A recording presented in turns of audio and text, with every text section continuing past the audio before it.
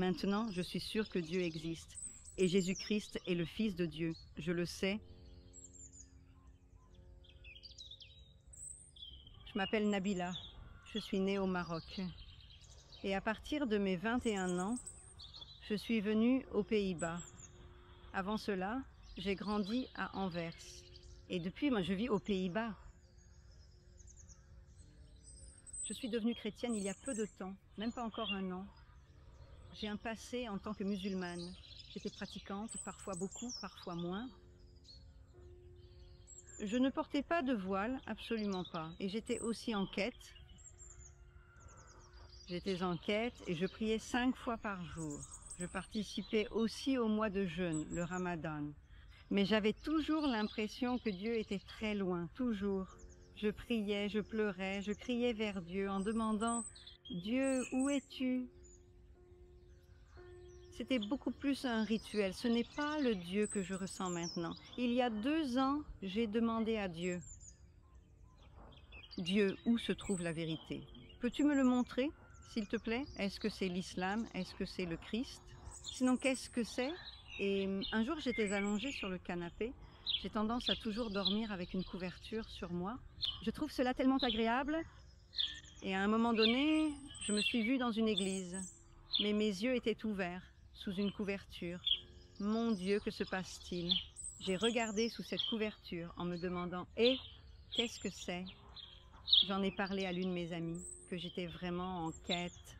Et elle m'a dit « Nabila, fais quelque chose, car c'est probablement un signe d'en haut. » Et j'ai répondu « Je ne sais pas, je verrai bien. » Je suis du genre à attendre et voir venir. Je suis allée sur Internet pour chercher s'il existe des chrétiens marocains. Et je suis tombée sur le site de Frère Rachid. Il est maintenant très connu, n'est-ce pas, parmi les musulmans et les chrétiens. C'était une telle révélation pour moi. Waouh! Donc ils existent. Deuxièmement, j'ai appris beaucoup de choses sur le Coran. Ce qu'il dit, ce qu'est exactement le Coran, ce que cela a à voir avec la foi. Et je me suis dit, waouh, c'est particulier. Et à un moment donné, je suis tombée sur la Last Reformation, aussi sur le site. Ces gens allaient dans la rue, faisaient des guérisons. Je me suis dit, waouh, et cela ne coûte rien. Alors que j'ai cherché pendant 2 ans, c'était une période très difficile pour moi, extrêmement difficile, car je pleurais vraiment vers Dieu. Vraiment, dans la plus profonde tristesse, je demandais à Dieu, « S'il te plaît, si tu existes vraiment, dis-le-moi, donne-moi un signe, peu importe ce que c'est. » Donc cette nuit-là, j'ai eu cette sorte de révélation que j'étais vraiment dans une église. Juste une église toute blanche avec des vitraux transparents. Pas de couleur, juste une église normale. J'ai trouvé cela étonnant de voir ça soudainement, alors que j'étais juste allongée dans mon lit et sur le canapé. J'ai trouvé ça très frappant, alors que je ne faisais que chercher et chercher. Bien sûr, quand on est musulmane, c'est extrêmement difficile de chercher autre chose. Et bien sûr, j'avais aussi peur. Donc je suis tombée sur la Last Reformation. Je leur ai envoyé un mail en disant que je voulais entrer en contact avec eux. Je voulais une prière. Je suis littéralement tombée dans un bain chaud. Littéralement. Et ils m'ont demandé, le veux-tu vraiment? J'ai dit, oui, oui, je veux en fait vous examiner. Voir si tout cela est vraiment vrai ou non. Eh bien, je suis partie avec eux dans la rue. Et oui, ils ont aussi prié pour les gens et la guérison. Je me suis dit, waouh, c'est particulier. Eh bien, nous sommes retournés chez cette personne, avons mangé ensemble. Je me suis dit, waouh, je me sentais tellement chez moi. Pas de commérage, pas de problème.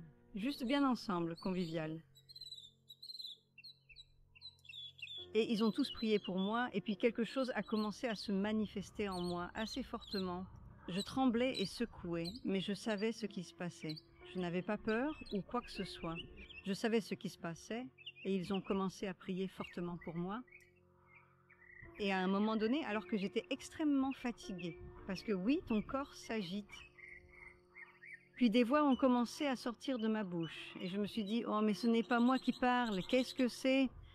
J'avais oublié que dans la culture marocaine, il y a beaucoup d'occultisme et de sorcellerie, ce genre de choses.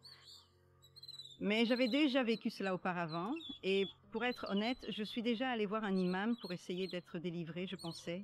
Mais maintenant, je sais que cela était revenu 10 fois pire ou au moins en double. Et j'avais dû payer pour ça aussi, ce genre de choses. Je voulais être délivrée de toute cette négativité. Ok, c'est probablement une manifestation, ça doit sortir. Les voix sortant de ma bouche, la manifestation en moi. Et à un moment donné, cette personne, Nancy, m'a dit, nous ne pouvons pas faire de choix pour toi. Tu dois faire un choix. Eh bien, une femme de mon âge qui doit faire un choix pour la première fois, je trouvais ça particulier. Je me suis dit, quoi, je peux faire un choix en tant que femme, jamais eu, même pas en tant que fille, à faire un choix. Veux-tu accepter Jésus-Christ? J'ai dit oui, parce que cette manifestation qui se passait en moi, je ne voulais rien avoir à faire avec ça. Je voulais juste venir dans la lumière. À un moment donné, je trouvais que ça allait de mal en pis. Et j'ai dit, oui d'accord, je veux accepter Jésus-Christ comme le Fils de Dieu.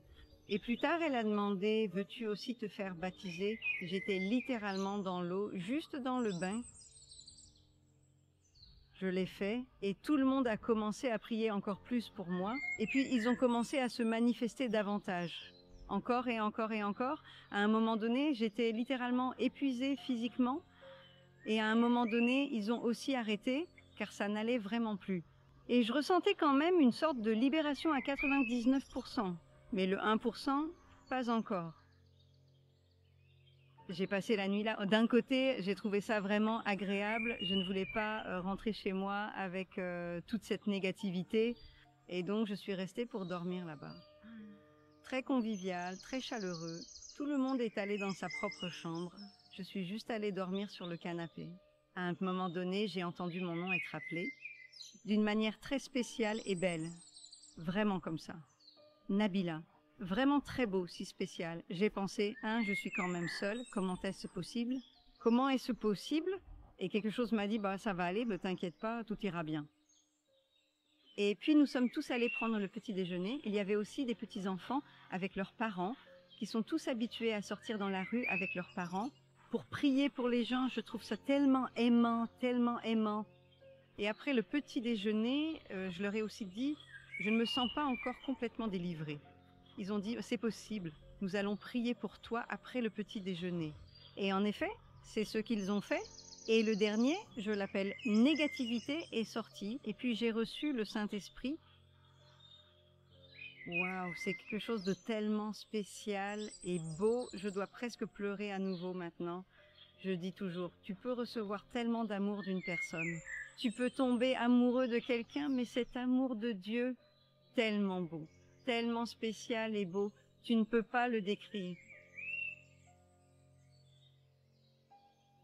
Un tel amour que j'ai reçu et tant de paix, et waouh, qu'est-ce que c'est.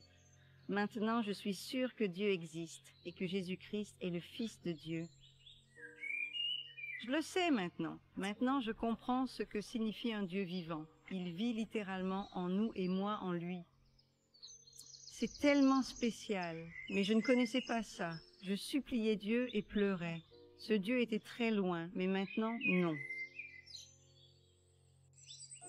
Oui, et je dirais aux autres, qui doutent, qui se disent, où est la vérité? Que dois-je faire de ma vie? Tu n'as qu'à demander, demande à Dieu. Dieu, dis-moi la vérité, montre-moi la vérité, touche-moi. Et alors tu verras que Dieu va vraiment te toucher. Comme j'ai appris, Dieu est un gentleman. Ce qu'il a promis, il le fait aussi.